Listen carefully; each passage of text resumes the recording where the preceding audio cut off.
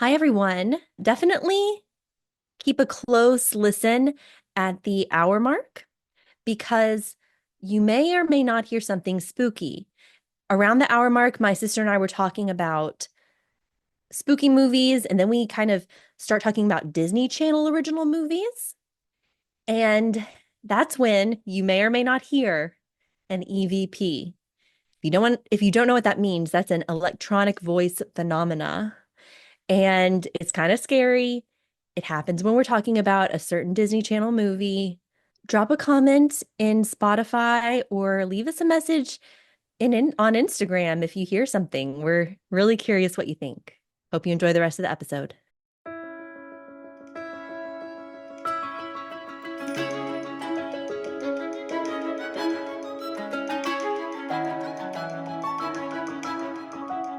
Hi, everyone. Thank you for joining us. This is Swoon-Worthy, the podcast that covers period dramas. And I'm here with my sister, Kayla. My name is Carly, and we are covering M. Night Shyamalan's The Village. Kayla, you and I have been fans of The Village since it came out in 2004, and I know we saw it in theaters. Tell me first, though, what are your thoughts on M. Night Shyamalan as a director? He's such a unique storyteller, and he's not afraid to take risks. Like a lot of his movies were had to like fight to make them, and he's not afraid to just do something unique, and he's not even like he just hopes it resonates with viewers. He's in it, but he's just very true to himself. All the interviews I've seen, he says stuff like that. So, because they kind of have that bedtime story aspect to them. All of them do, especially Lady in the Water. And but The Village is it's such a unique story. Like you don't see movies like this ever. Also, Signs is probably one of my favorites. There's so many good M. Night Shyamalan movies. I don't think people appreciate him. No, I think some people do, but definitely not a lot of people.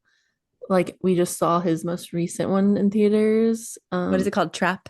Trap, right? Yeah, Trap. That was so good. Like I just had a feeling. I was like, I know I'm gonna like this. And I was like, Carly, we gotta go see it together. Yes, I was visiting and we went to see it, and it did not disappoint. First off, Josh Hartnett was in it, so that was a major plus. But also, it was good. It was, as you said, unique, refreshing. We don't get a lot of, with the world of reboots and sequels.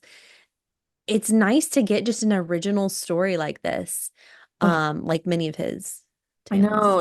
It feels like back in the good old days because back in the early 2000s, 2002, 2004, that was like I was in middle school in 2004. I literally would go with my one friend that I had, and we would go see a movie every day after middle school. Like you would drop us off in your little Volkswagen Bug, and you would pick us up from middle school and just drop us off at the Times Square cinema. And then I remember seeing it was a big cardboard cutout, of like the book, and it said The Village, and there was candlelight.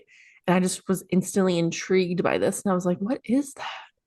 And then I'm sure we saw another scary movie. And so we got to see the trailer for it. And I was just very intrigued by it. And then I remember we went to go see it, you and me. And I remember the beginning was good. But then, like, towards the end, people kind of started like laughing, like, especially when they would see the monster in it. And then I remember at the very end, people were just like, what a joke. I remember feeling the energy, and people were like, this was terrible. And I think even us at first were kind of like, that wasn't very good. Like, I think it was the ending mostly. Yeah, we'll talk about the ending a bit. I know, and there are some of his movies that don't click as much with people, like they don't resonate with people as much. Whereas like The Sixth Sense was a big hit, and then Signs. Well, But he's so ahead of his time, I think, because now I feel like a lot of people are coming out and being like, no, I actually really like The Village. It's really good. Because we saw it, we rented it or whatever years later, and I loved it. Like I was like, why did I not like this? It's so good. I mean, I was really young at the time when I first saw it, but it's I great. think we talked about it a lot. I think we liked aspects of it right off the bat, and the spookiness towards the beginning and the middle is great. Okay, let's just start talking talking about the storyline a bit. First off, we have this uh opening scene where a man is by a little coffin. It's very sad. It's like a little funeral scene. And that's Brendan Gleeson, who is an Irish actor in so many things. And Oscar nominated, I believe, too, for The Banshees of Inisherin most recently. And that's kind of setting the tone for some kind of a sad thing that's happened. But then they're eating at this communal table outside. I'm getting like rustic wedding vibes. I'm getting um cult vibes a little bit, but you're seeing also at this point period dress, right? You're seeing uh early 19th century. I get Thanksgiving vibes. Yeah. Yeah. Not quite that early of a time period, but yes. And I think later we learned that it's set in Pennsylvania. So, that's kind of Pennsylvania Dutch Amish communities are there. It's all just feeling very um old fashioned. Old fashioned. Let's just go with that. Yeah. Okay. And then we get a bit of some familiar faces. We see Jesse Eisenberg sitting at the table, young Jesse Eisenberg. That I forgot, Kayla, until we were watching it together. I was like, whoa, pre-social network. And Adrien Brody, he's laughing. They're all kind of turning at the woods, and there are some creepy sounds going on. They were having a nice dinner, and then he's laughing at the sounds, even though the rest of them are kind of spooked. And you're already just like, what is going on with this village? Who are these people? It's almost like a distant howling. Then we see some more, life, life at the village. So there are those two girls and they're like sweeping the porch and they're being cute and playful in a very old-fashioned, cheesy way with the brooms spinning around. And then, oh no, they go and pick this red plant. Um, and then They bury it's it. oh, they bury it. Yeah. They're like, oh no, we gotta hide it. And you're kind of like, okay, that's a little weird. I mean, maybe it's poisonous because you don't know at this point. And then we see the kids are being taught in like a school, and um, we hear William Hurt's voice come over over the screen. He's like teaching these kids about this boundary that must not be breached, those we don't speak of. They may even at this point mention the bad color, red, which is attracting those we don't speak of. And you're just like, what is going on? This is interesting, right? I think he said something about a truce with these like this outside force. Um, yeah, getting very creepy vibes. Then there's like the Council of Elders. And oh, Kaylee, you and I laughed because they were talking about a play, and then one of them was like, "Oh, we should do the Flight of the Birds." She's like, yes, we should do the Flight of the Birds this year. Yes. And and then they get someone who wants to come speak to the elders, someone to talk to the council, and we get our Joaquin Phoenix entrance here as Lucius Hunt, and he's acting so cute, and I love his acting in this. And he's asking the elders to go to the nearest town for medicines, and he thinks that those we don't speak of will not hurt me because I'm innocent and pure. And you're like, whoa, what's going on? Yeah, because he feels bad about the little boy that passed away. Right, right. Yeah. Because then we learned that um, he was friendly with Brendan Gleeson's little son, and the father's definitely grieving, and Joaquin Phoenix is trying to comfort him. But there is a moment where they're looking at a box under the stairs. So there are just secrets here. And we can't, you can't wait to hear more about him. Then we have Judy Greer, Caleb. Like we got to talk about Judy Greer in this. Oh yeah. I remember people in the theater laughed at that part that because she's saying she's professing her love for Lucius Hunt, and he doesn't even say anything. His expressions just say everything. It's hilarious. And then the next scene when he rejects her, she's just crying really loudly, and her sister, played by uh Bryce Dallas Howard. Bryce Dallas Howard, is her sister, and she's blind. Uh, yeah, when Judy Greer says, "I love you like the day is long." Was that when you heard the people laughing? Is that Oh what you yeah. were? Well, everyone thought that was funny, but then they also laughed a lot when the next scene where she was just crying really loud because obviously she got rejected. Yeah. Oh, he just is I love not. M. Night Shyamalan's sense of humor. Like it's such a wholesome and like I can't describe it, but you know what I mean? Like Hmm. it's endearing since kind of comedy with mixed in within the spookiness, and it's just I love it. It's very Human. human, like it's very relatable humor, that Oh I yeah. wouldn't normally think is worth putting in a movie, I guess you could say. But it's surprising No, I think that's it great. complements it so well. I think that's exactly it. I like the way you characterize that humor. Um, but yeah, and then you were talking about Bryce Dallas Howard, the sister, comforting her. And I remember we were talking about this one with our friend Stephanie, and she was like, this was the best, like, um, what's it called? Like breakout role ever. I mean, Bryce Dallas Howard was just beautiful, perfect on the screen. All of a sudden, people knew who she was. Of course, she's Ron Howard's daughter, but at the same time, she's a great actress in her own right, and it shows through in this. And then she is now a director, directs many things. And then, yeah, our friend Stephanie, who got to see her on the set of Jurassic World, which we talked about in our Moulin Rouge episode. That's Yeah, fun. it's funny because every time I'm watching a movie with my parents and then it has her in it or something, my mom's like, "Oh, honey, that's Ron Howard's daughter," and they're like, "Oh my gosh, yes." This is Yeah. Opie. Yeah. I mean, Andy Griffith's show is pretty funny, pretty legit. And Happy Days. Okay, anyways, now we're just talking about Ron Howard. But no, okay, back to Bryce Dallas Howard. And you almost don't know she's blind at first because I think she's comforting her sister and you can't really tell. Her like back is to the camera. But then in one of the next scenes, she has a cane and she's like tapping it on the steps of the porch before she starts walking. And that's kind of cool. You're like, okay, okay, she's blind. Yeah.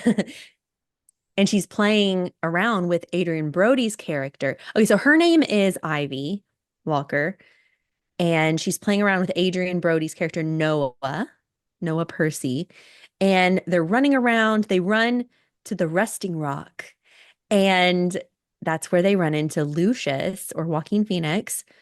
And I love that moment. I mean, that whole speech where they're on the rock. First off, she's like the opposite of Joaquin, who won't stop talking. Yeah.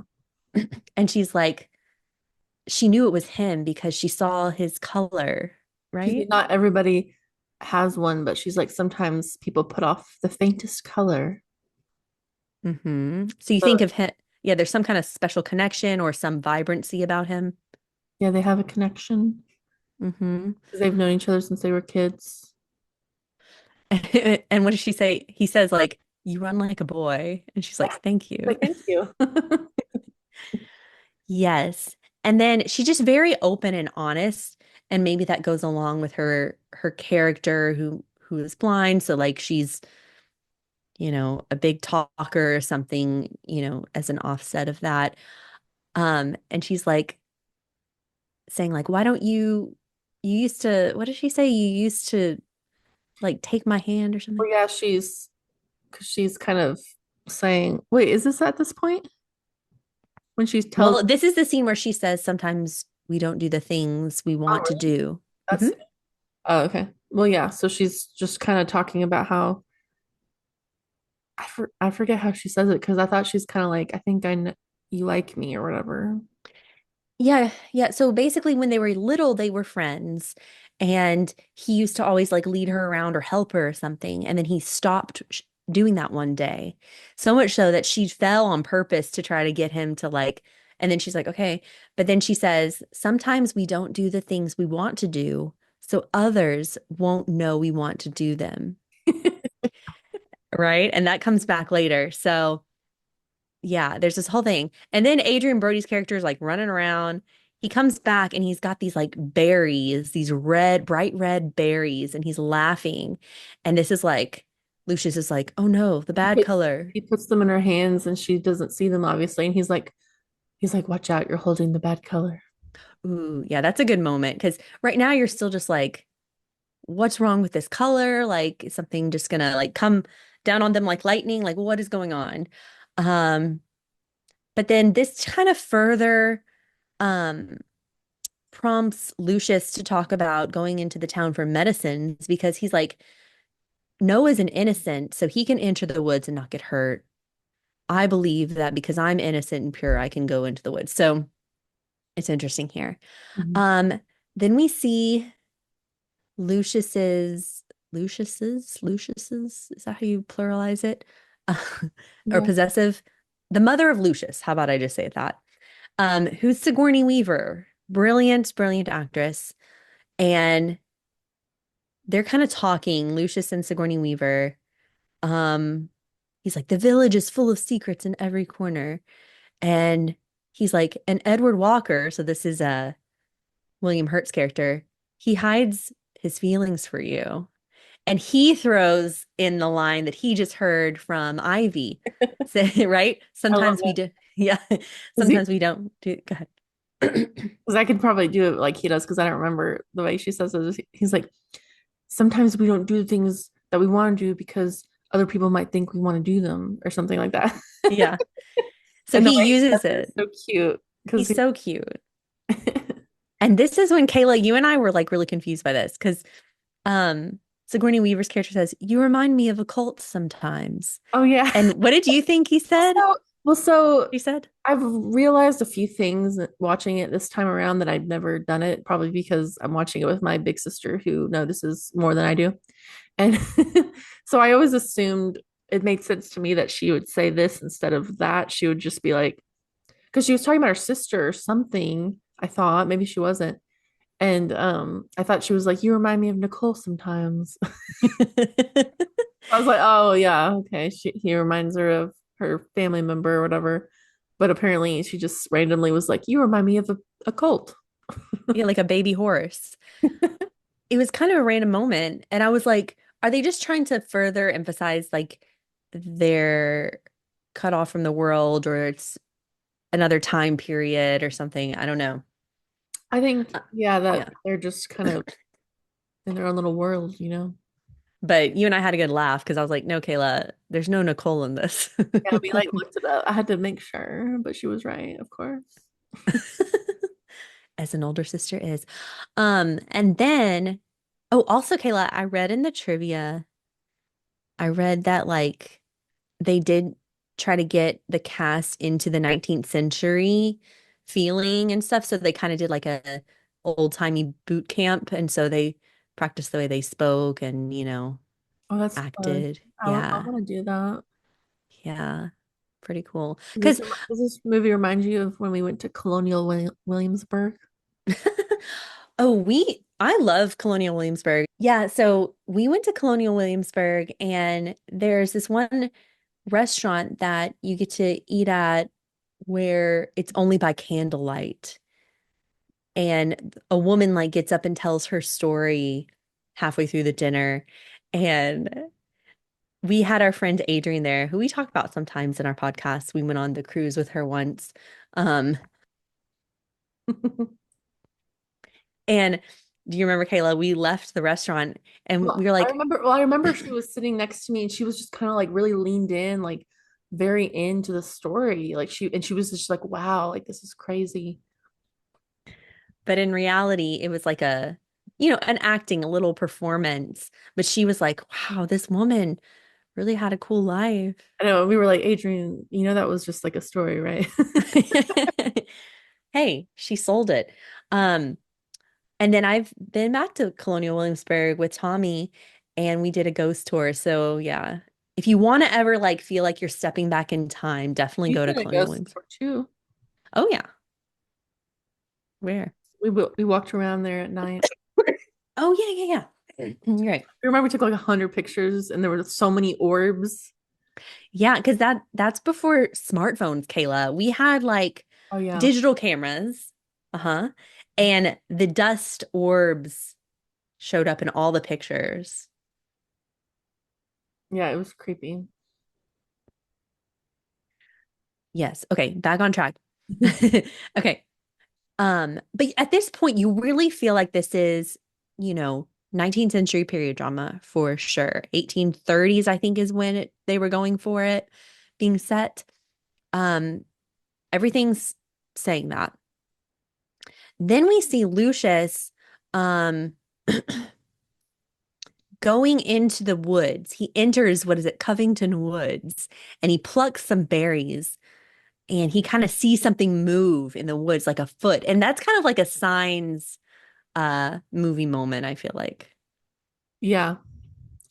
I mean, I remember I used to think before I really liked the movie, I was like, oh, they shouldn't have showed like this is the most they should have ever shown of the monsters, just like a little part of it or something, so yeah, back in the day, I really wish that that was all they would show the monsters of just like, it on the edge, kind of going off to the side.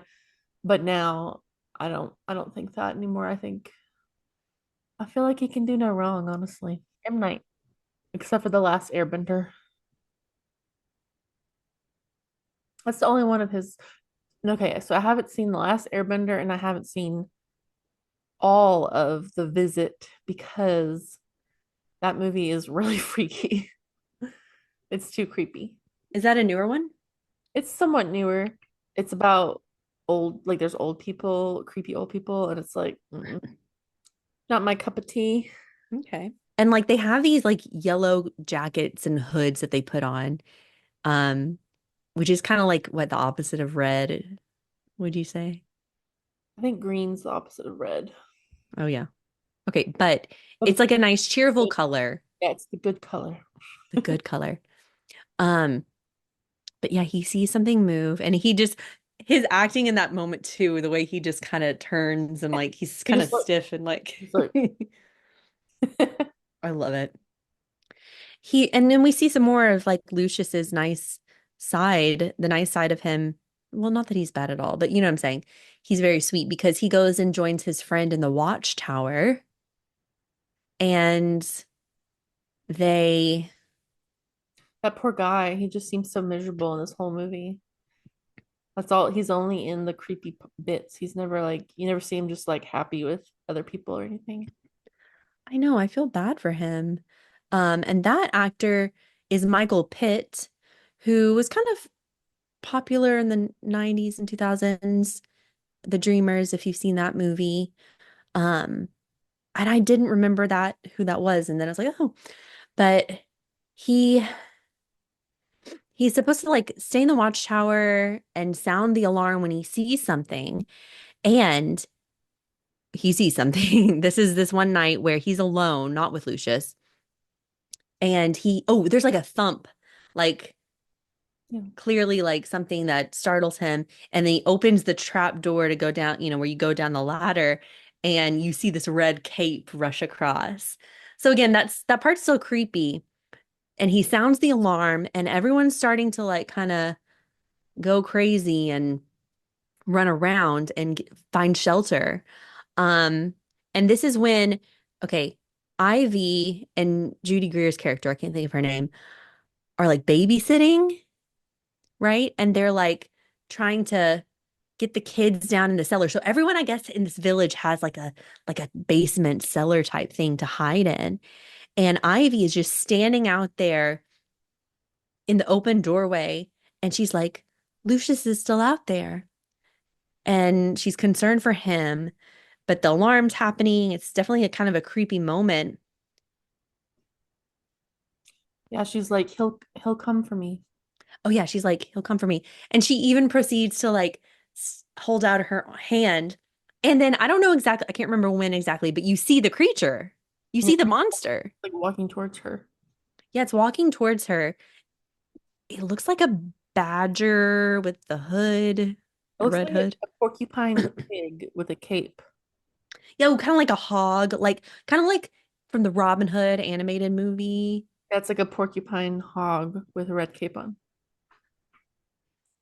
I mean, it's But this is the part where it's kind of like maybe we didn't need to see it just yet. I used to think that, but now I think it makes sense now that you when you realize more about it, you know. Also, you realize more that the reason Ivy and her sister are babysitting all those kids is because all the parents are out there being the monsters. Because we're gonna have to talk about that soon. But anyways, it's still a scary moment. You don't know anything yet. And Joaquin Phoenix at the right moment. It's such a beautiful cinematic moment. First off, the music, the intricate The violins, music in this movie is so good. Very underrated. and it did get an Oscar nomination for this score, the original score by James Newton Howard, maybe related to Ron Howard. I don't know. I didn't look it up.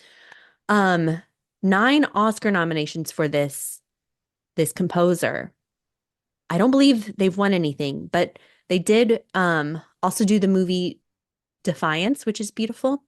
And yeah, the violin solos by uh this violin prodigy, Hilary Hahn. Just fantastic. And in this scene especially, the violin comes through very moving because she gets taken inside by Joaquin right at the right moment. Right when this monster's coming to her, he like grabs her, whisks her away into the door. The music's going crazy, and they I seek like shelter and they're safe. It was like perfect movie magic, I was thinking when I was watching it again.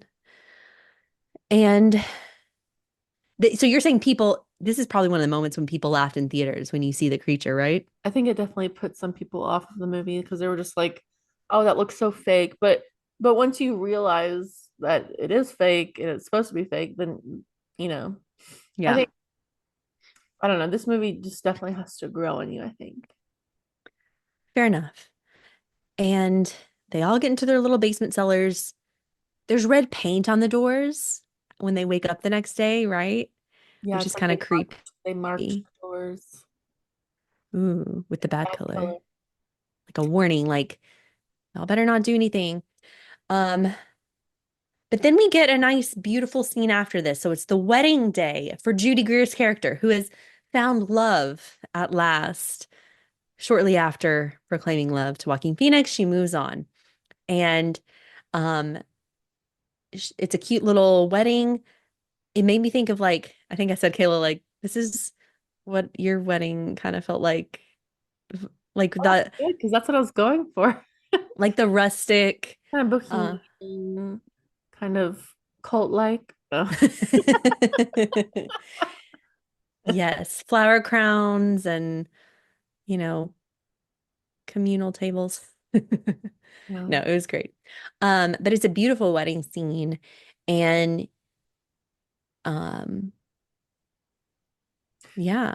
I love the scene where when Ivy is sitting with that other woman. I guess she's just another elder, and they're just everyone's sitting watching the ceremony by themselves in the field, which was cute. And she was telling her about like her family like history and how something sad that happened to her. I think it was her sister, and I guess it's kind of just foreshadowing of what happens or what she finds out later. Right, right. Yeah, because you get little stories throughout of, you know, these people who bad things have happened to them, the elders. And, you get a little taste of it here and there. And then later you learn that everyone who's in the council of elders had like a loved one who died or was affected by crime or something. And it's, yeah. I like that actress who's in that scene. I She's feel also like she's in Signs. Cherry Jones is her name. Also the sheriff in Signs. Yeah, she's like a really heartwarming like character. There's something about her that's like wise and nice. I think she's funny. Like in Signs, she's funny. Hmm. She's perfect for the M. Night Shyamalan sense of humor. Yeah. But yeah, Ivy looks so pretty in this dress. I love her look with her little flower crown. And okay, so yeah, so you're saying first it's the ceremony, then they're in that pretty like maybe like kind of a greenhouse type room for the reception. And that's what I was saying, remind me of your wedding. And you see Edward Walker. So this is William Hurt's character shaking the hands of everyone that's welcoming the family, the wedding. And he doesn't shake Sigourney Weaver's hand. And And her she face is walk. kind of like disappointed or like insecure about it, but then she kind of remembers what Joaquin says, and so she looks back to see what he does with the other woman that he's talking to, and he does touch her hands, and so she's like, okay, he's just doesn't want to do it because it's me. Mhm. And they have a connection, even though he's married. Yeah. But I remember like when I was younger, I was like, oh, that's so romantic. But I'm like, no. Yeah, no, I mean they don't do anything, so it's fine. No, they don't act on it. It'd be No. different if he was single, Yeah, but he's not. there was like no point to And then that. the- then we hear little boys like screaming in the distance at the wedding. And Ivy hears it first because she's blind. And so she just has really strong hearing, is what we're thinking, I guess. And everyone's kind of starting to act crazy. But we get another really cool moment when Lucius, Joaquin Phoenix, just swoops in and grabs her hand to lead her. Yeah, she's getting lost in the crowd and her hands just kind of out. And then he just grabs her hand. So at this point, they're like, they're back. Their friendship that they had as a child, as children, has kind of come back to a more mature relationship. There are feelings there because pretty soon, yeah, they, I think they talk about getting married or like, and okay, and this, Kayla, now that we know what's happened, we're seeing the elders in this scene scared, right? Because they're all at this party, they're at the shindig. And we know later that they're the ones responsible for the other incidents, the other um, monster encounters. So they're like freaking out right now. They're like, wait a second, are these monsters real? Because we're all here, everyone's accounted for on the elders. Like, who's causing havoc? And they go outside and there's like dead animals everywhere. Yeah. But you're not the viewer first time seeing this, you're not supposed to really catch on to that. You still think that nobody knows anything. Right, right, for sure. Um, so they're definitely like, how did this happen? The next scene, Lucius and Ivy are on the porch. They're talking about doing boyish things and being brave because they all do this like thing where they try to hold the record for standing on a rock with your back to the woods long enough. And Lucius has the world record or the village record. And she's talking about how she wishes to do that or something. Yeah. And she's like, how are you so brave? And he's like, I don't worry about what will happen, only what needs to be done. I don't know. That's kind of cute. And then and then she goes, when we are married, will you dance with me? Like she's so forward and he's like the opposite, but Well, it and he works. well he kind of after she does that, he's like, "Why don't you let me lead when I want to lead?" And he's like, and he kind of goes on this little rant, and she's actually quiet while he's doing it. And basically, he's like, he says like, "I want to marry you," and stuff. Yeah. Yeah. He's like, first off, he's like, why can you not stop saying no? She's like, why can't you say what's in your head? And he says, why must you not stop saying what's in yours? And then why must he lead? Yeah. And he kind of then it kind of like spills out of him. He's like, I think about you all the time. He's only afraid when he thinks of harm coming to her. And And yes, I will dance with you on our wedding night, yeah, which is so cute. I know this movie is like so like it's so surprisingly romantic, you know? It is. It's sweet, romantic. I love this couple. Oh yeah, they have great chemistry. They really do. They're both like opposites that attract and they're sweet. And she tells Judy Greer that she is in love with Joaquin Phoenix. Like, right, the sisters talk, and she's like, I love Lucius. Is that okay? And then like they call each other like their cherished ones. And I was like, Kayla, you're my cherished one. Oh, and then I cringed. No, I'm just kidding.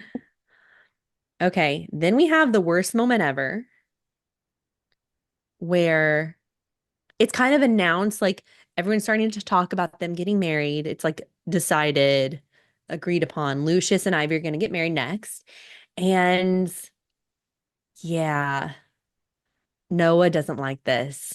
Adrien Brody's character, you could tell he's kind of partial to Ivy. He probably loves her.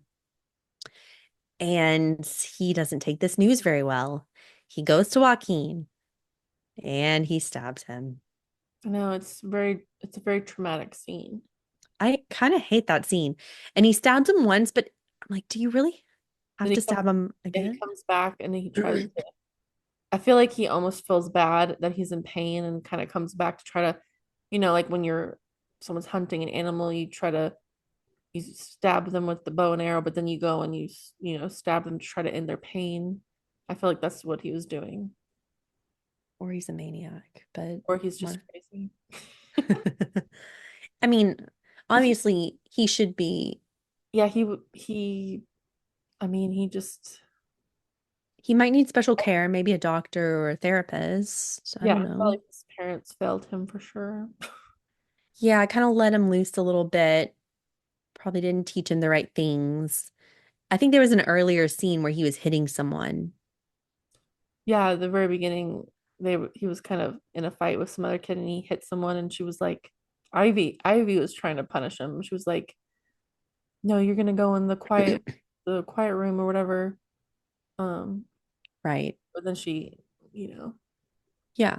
Well, she's trying to teach him, but yeah, it's like the parents maybe should. But anyways, they don't really focus on that.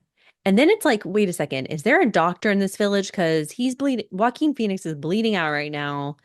And it's kind of a panicky moment. And I forgot how the scene went. So I was like, oh my gosh, someone better find him soon. And Ivy is the one that finds him. She's the one that like knows where to find him. She, it's a very well acted scene when she goes and she's kind of feeling around for him in the church and he's on the ground and ugh, scary. Her yeah, fiance. because everyone's running around trying to figure out, is everyone okay in here?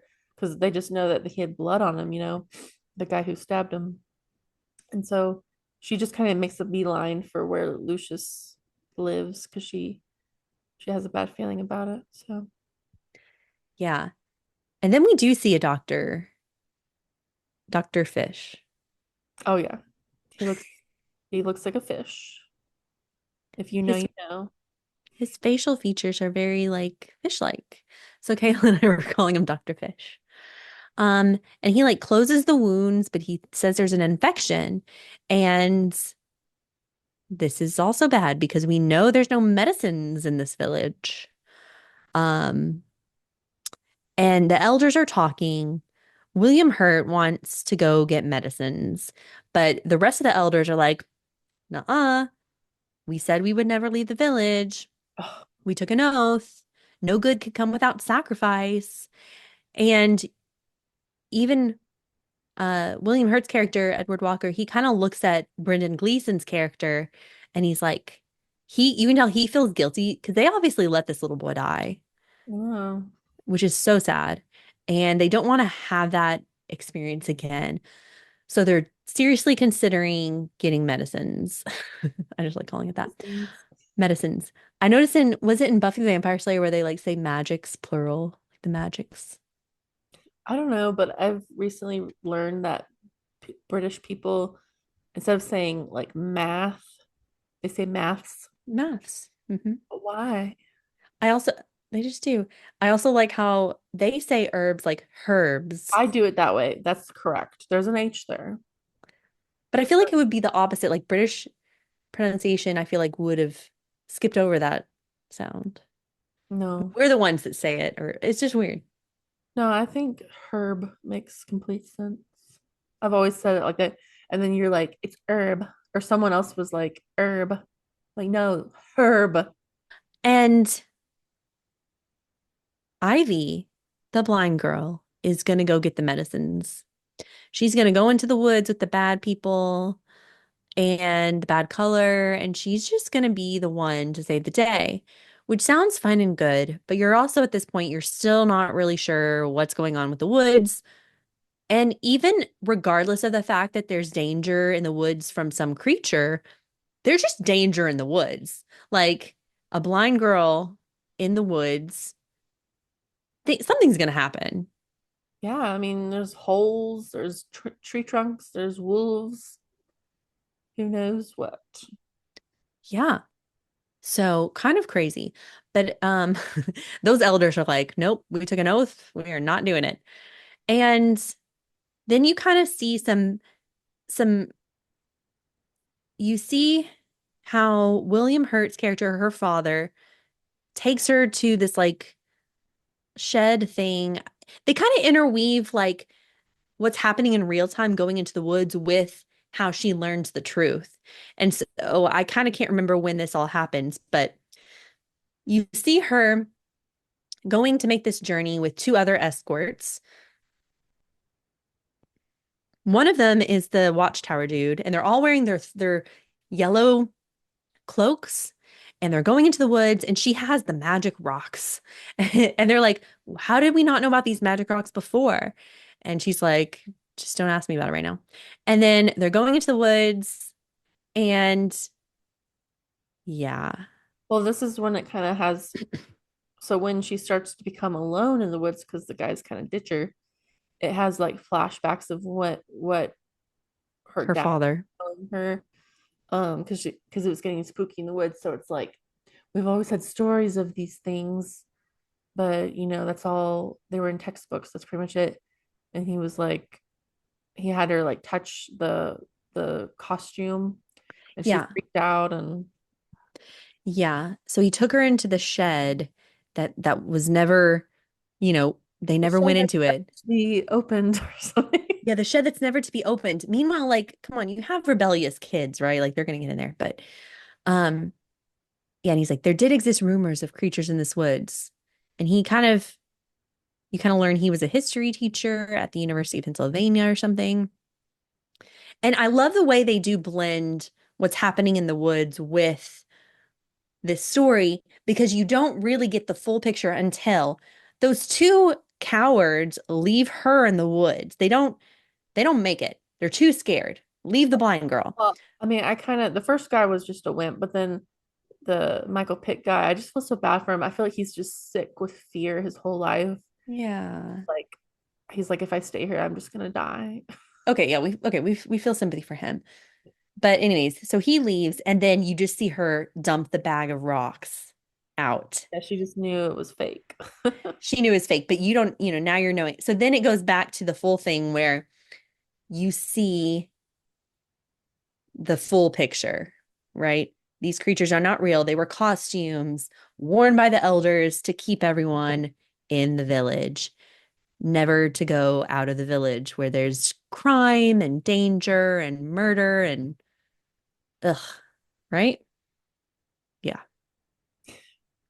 Um, so she's in the woods. I mean, there's still some really cool spooky moments going on with her in the woods because I think that's why they said there were rumors did exist. So it kind of plants this thought in your head like, okay, so maybe there is something out there. And I love that shot of her in the field of red berries with her yellow cloak. Like, that's a good shot. She doesn't know she's standing in the field of the bad color. Yeah, and I feel like that was used in the trailer. Mhm.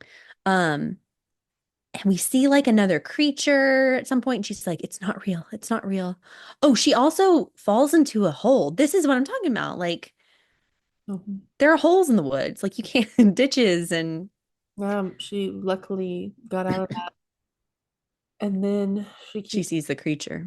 she keeps walking a little bit, but then she hears the creature behind her, and she's just like, she kind of goes behind the tree or whatever, and then but all of a sudden it's right there, got closer to her, and so she's just running, But then all of a sudden she kind of stumbles and she feels that log that she touched after she got out of the hole.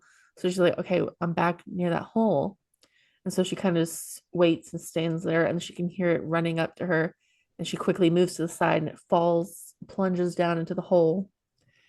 And then she's like, oh, good, I can go.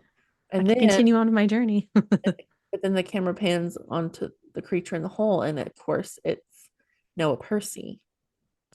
And Yeah. he's passing away because that was a pretty bad fall. And that part's really Yeah. disturbing.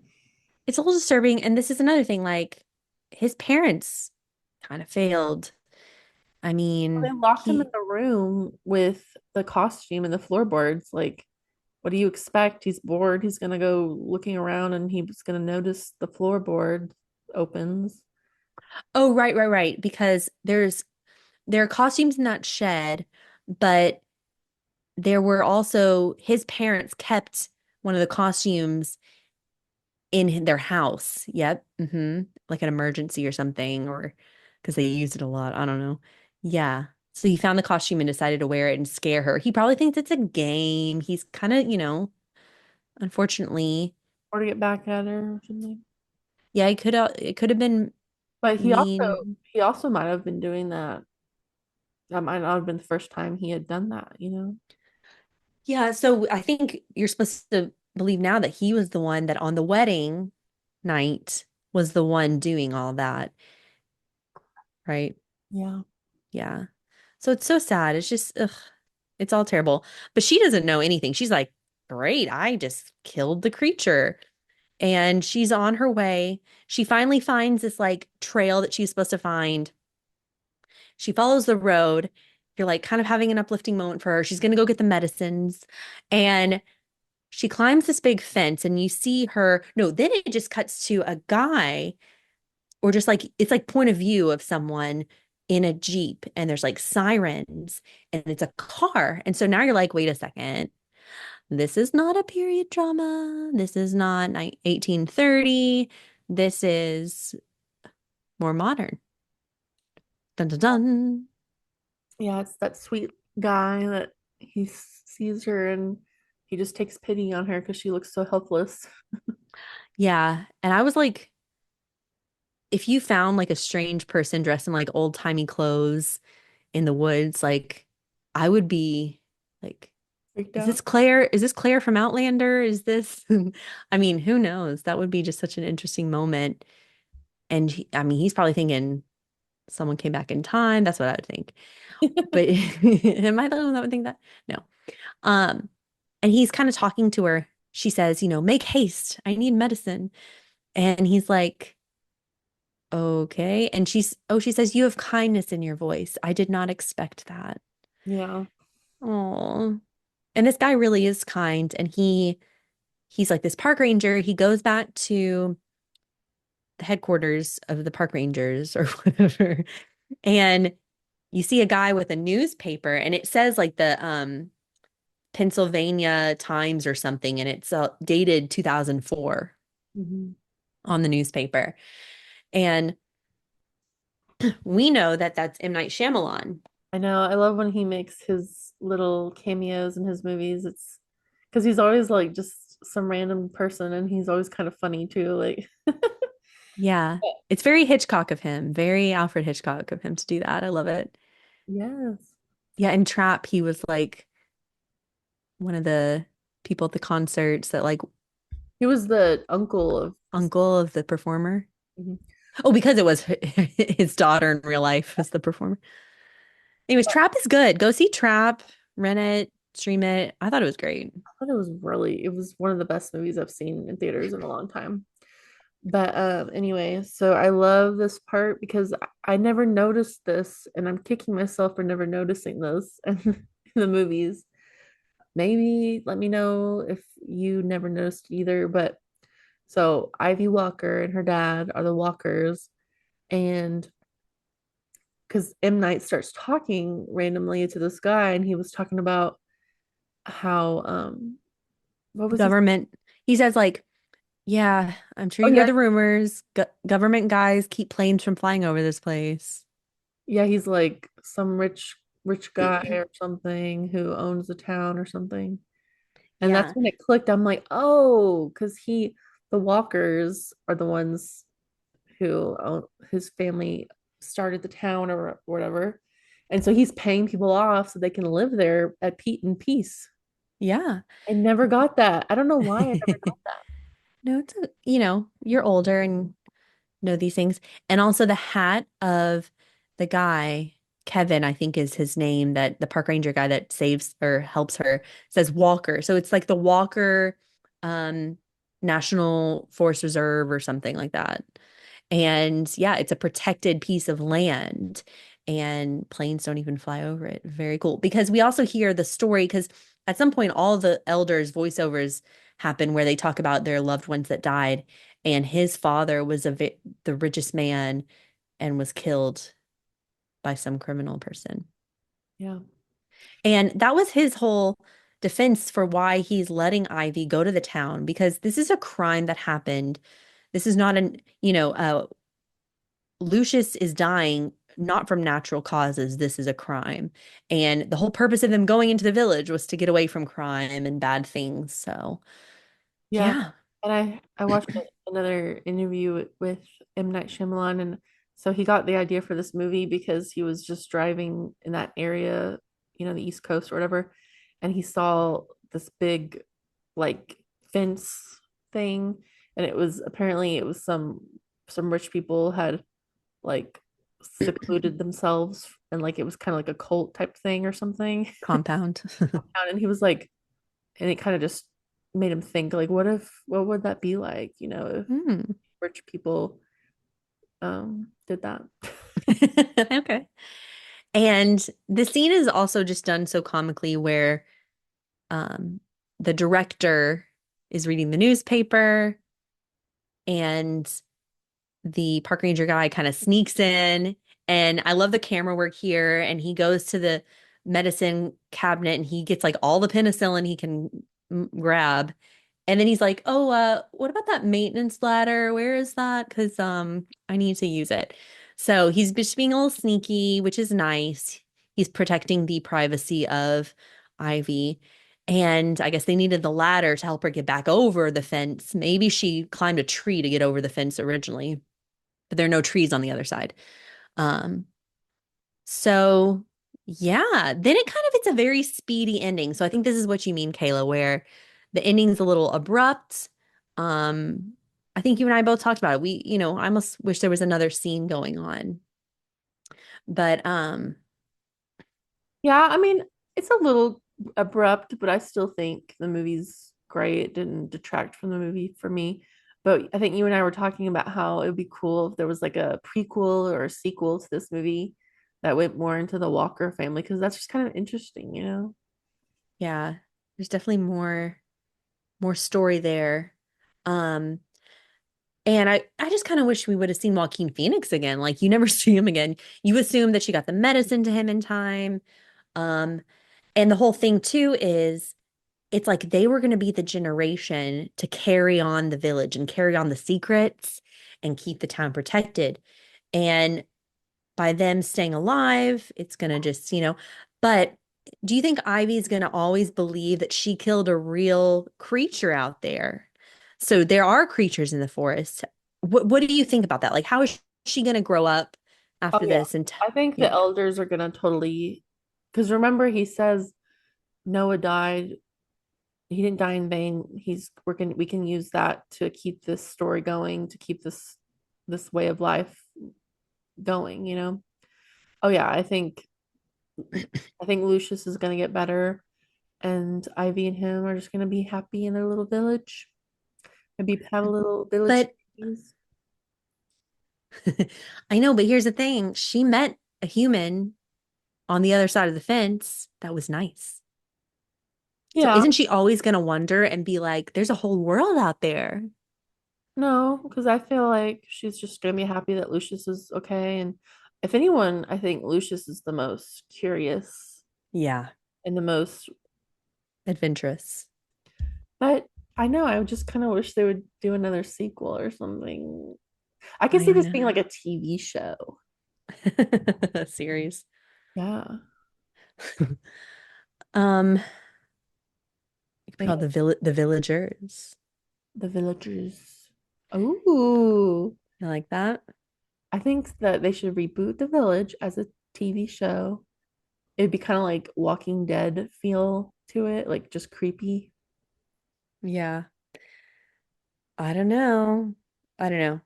But that's it. So we're kind of done. So same as we kind of abruptly ended our, you know, going through the scenes because that's kind of how it ends. But it's a really fun watch. It's good to watch, more than once, I think. I also it was fun watching it with someone who hadn't seen it before. I watched it with my husband who hadn't seen it. Um, Oh, when did you do that? a couple years ago, a few years ago. What And about it? he liked it. Yeah. And he likes Signs. I mean, Signs is probably my number one, and The Village is probably my number two favorite M. Night Shyamalan. Oh no, Signs. See, I really love Lady in the Water. I think that one's super underrated. It is. That has Bryce Dallas Howard and Paul Giamatti. I love that movie. It's so funny. It's really good. I need to rewatch that. Yeah, that movie is so good. The Happening, not so much. I tried watching it again. I was like, oh, maybe I'll really like it, like I did The Village. And I was like, no. No, the cast is a little off too, I feel Yeah, I like. think something about what's his name? Zoe Deschanel And and Wahlberg? Mark Wahlberg were like their acting style just did not mix with No, for some reason. no, no But go. Trap was so good. It's coming to streaming soon. I can't wait to watch Yay. it. Yeah, I'm gonna watch it again. Also Sixth Sense, we used to love growing up. It was very scary. So yeah, The Sixth Sense is also such a great movie, and I think that's most people's favorite one of his movies. They like that and Unbreakable. Unbreakable's good. It's just not my favorite. But I like the other ones that are related to that, like Split and all that. But No, but but Sixth Sense, when we were younger, that was probably one of the scary movies I ever saw when I was younger with Haley Joel Osment, Bruce Willis. But one of the ghostly things that happens is they'll walk into the kitchen and all the cabinet doors will be open.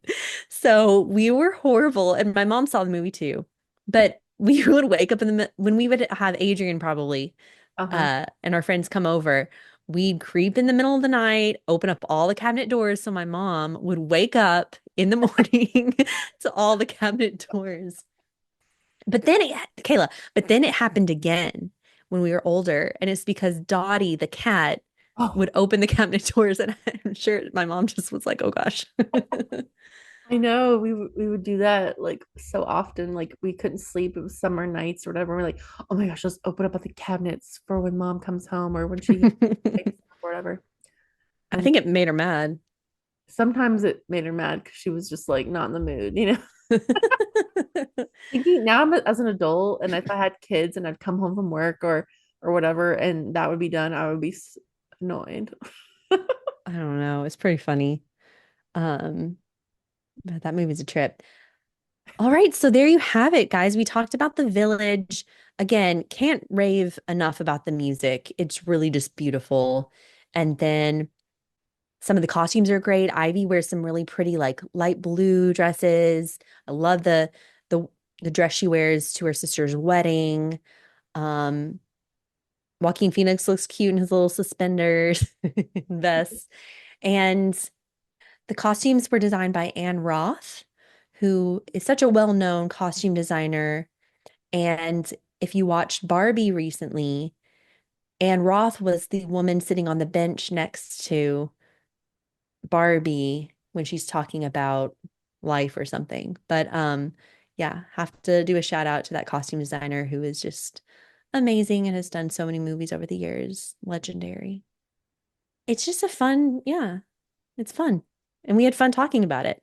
But it is spooky season. So Kayla, I just wanted to ask, like, what are your favorite spooky movies to watch during October? Well, I just watched today What Lies Beneath. It's one of my go-tos. I mean, it's just so good. And it's not too spooky. Like, I don't like the really super dark, paranormal movies, but that one I can definitely handle. I like more that are more subtly spooky, like M. Night's movies, or you know. We used to also, growing up, watch The Others a lot, which is a period drama. I'm currently watching a period drama scary series called The Living and the Dead, and it's on Prime, and it has Colin Morgan, who, if you are a Merlin fan, um, you'll recognize that actor, and definitely enjoying that series. I'm halfway through The Living and the Dead. Definitely recommend it if you like period dramas and if you like spooky things. I love Dracula. I just saw Nosferatu in theaters last night. Oh, The really? silent, yeah, the silent film from 1922, set to the music of Radiohead. It was really cool. Oh, interesting. Yeah, it's called Silence Synced, and I hope they do more of them. But it was really cool. Interesting. I And love so all there, vampire stuff. so there coming out. There's a new Nosferatu coming out with Lily Rose Depp and Nicholas Hoult, and it's gonna be good, I think. I like my mom's Got a Date with a Vampire on Disney Plus, and then I watched um Phantom of the Megaplex. I wanna watch the Hollywood Tower of Terror with Kristen I Dunst. Apparently though, she like doesn't even want that on her IMDb. Like she's uncredited or something. That's strange, but I loved that one growing up. I thought that was great, and I loved the vintagey vibes of that one. Um, wait, the scariest one, my mom even remembers this one being pretty scary, that Don't Look Under the Bed. I will not watch that. Like that was really scary. Did your cat make a noise just then? Carly, you're freaking me out. That was a weird sound. What is this minute? Oh, Carly, you're freaking me out. We're getting scared. Are you muted? No, there was like a weird sound when we talked just then. It was like, Are you freaking kidding me? no. Okay, we can't talk about this anymore. Okay, let's wrap it up. This is perfect. But I wanted to put a little more filler. That is weird though that it glitched right after I said werewolf. Dun, dun, Ew, dun. I'm freaked out. Okay, well, we have to play it back. It was right when we said we were talking about don't look under the bed. Oh Oh, my gosh. You have to play this I back. haven't watched that movie yet. Okay, but I want to see this recording and see if you hear it. Okay.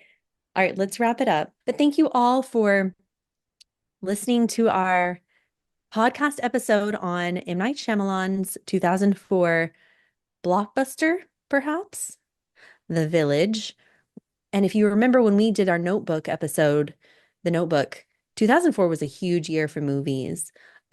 So many good ones. Troy, we've done, but oh, and Phantom of the Opera, I think, was 2004 as well.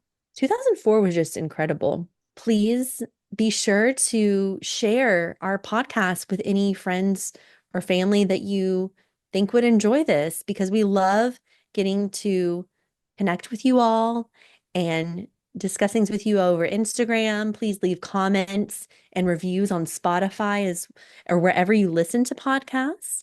And we also want to invite you to join our Patreon as we grow our period drama community. All right, catch you next time. Bye.